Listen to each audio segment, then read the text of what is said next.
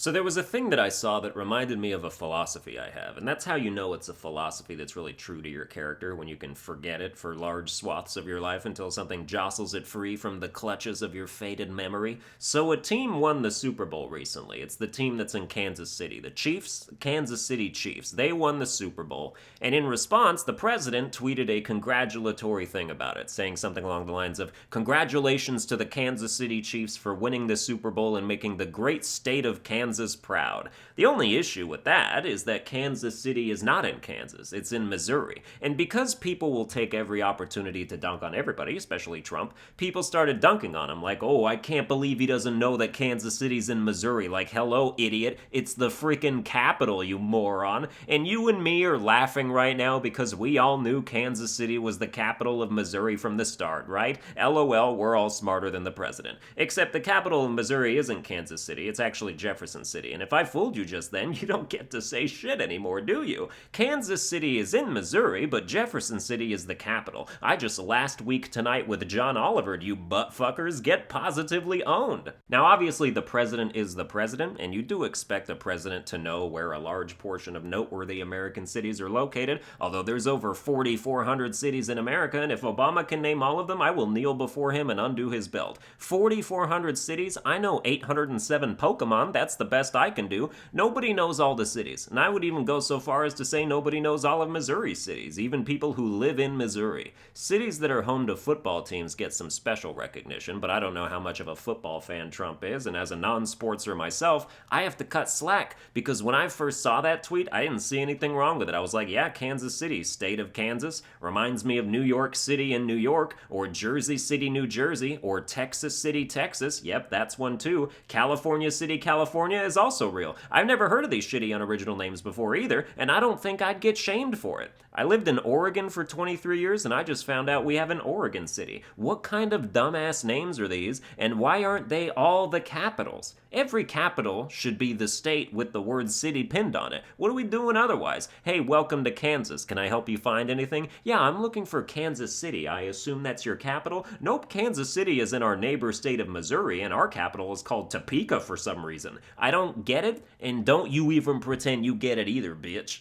Anyway, the point of all that, the philosophy that was dredged up as a result of those shenanigans, is that most information is irrelevant. Just most of the stuff you can know, you don't have to. And nobody should be in your grill for not knowing it. I didn't know Kansas City was in Missouri. Does that make me dumb, or does that make me someone who will never have a use for that information in my entire life? Most of you guys know all the planets in the solar system. If someone told you they never heard of Jupiter or Saturn, you would laugh in their goddamn faces, and you wouldn't even be able to control it. It would be a reflex, like your knee popping up when the doctor hits you with that little hammer designed to make you feel like a 3-year-old. Have you ever been sitting there and he's about to hit your knee and you just think about how you might accidentally do a full wheel kick and send him through the back wall? But so you know all the planets. They taught it to you in school. So why did you retain this information? Is my audience 100% astronauts? I doubt it. We all know all the planets for no reason, and somehow this automatically becomes a status symbol for us when we are presented with someone who does not attain our same level of pointless trivia. Knowledge, no matter how useless, is status. We're clearly wired to think that way,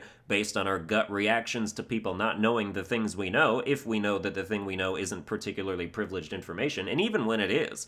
The more you know, the more you understand, but you can stick to relevant fields with that. If I'm not trying to win free hot wings at a trivia night, I don't need to know the capital of every state in the country. And if I ever need to find out a capital on an individual basis, I can look it up when it becomes relevant, but before that, there's no need. I've said some pretty controversial things on the channel, and by some I mean hundreds, but in light of recent internet events, it's nice to know that if the backlash ever does come down on me, all I have to do to skirt it is to come out as queer. Actress Jamila Jamil on Twitter got dragged for announcing she was going to be a judge on a gay dancing show, and she responded by coming out as queer. And when I say gay dancing show, I mean it's literally a show about a style of dance created by gay people. I haven't seen it. I assume you need really strong jaw muscles, maybe some knee pads, a bleached anus perhaps. I kid. It's called voguing, which is like pegging but more artsy. Alright, that's the last one. But yeah, it's a show about super duper gay dancing. So people were initially mad that a straight woman was going to be a judge when that judging slot could have gone to an LGBTQIAPDS plus person. Those last three letters are pansexual, demisexual, and sapiosexual, because why not, right? Open the fucking floodgates. We need two of every kind of animal on this ark before the world goes under. So Jamila comes out as queer with a heavy heart and posts a 3-page thing about how she's so sad and flummoxed that the face-eating leopards she happily unleashed on anyone who disagreed with her previously would suddenly turn back around and eat her face. That must have been truly shocking. Like a beekeeper who forgot their uniform, she fucked up and got stung. It's hard to sympathize with that predicament. I've always felt this way since this term got popularized a few years ago, but queer sounds like some non-committal garbage. She's not gay, she has a boyfriend. If you look up queer, Wikipedia tells you it's an umbrella term for sexual and gender minorities who are not heterosexual or not cisgender. It's the Q in LGBTQ. But that just means all of LGBT is Q, so why is that its own letter? To me, queer is what you say you are when you want attention without the commitment, or when you want to be a judge on a gay dancing show. Queer also has this element of questioning, like you're not sure, in which case, maybe become sure before you start announcing that shit everywhere. Coming out as queer is premature. Guys, I want you all to know that after years of self-discovery, I am officially not sure about my sexual preferences. It's like going on a research expedition and reporting back before you found anything. So what do you get when you come out as queer? A community that automatically welcomes you, with some detractors that have started to wise up as the years have gone on and more things have happened that seem very suspect. Apparently the LGBT club has its gatekeepers now, and if you're trying to keep the self-professed Qs out, I can understand it. Imagine you're a bouncer at a bar and someone walks up to you with no ID and says, "I don't know how old I am, but I belong here." You're not gonna let him in.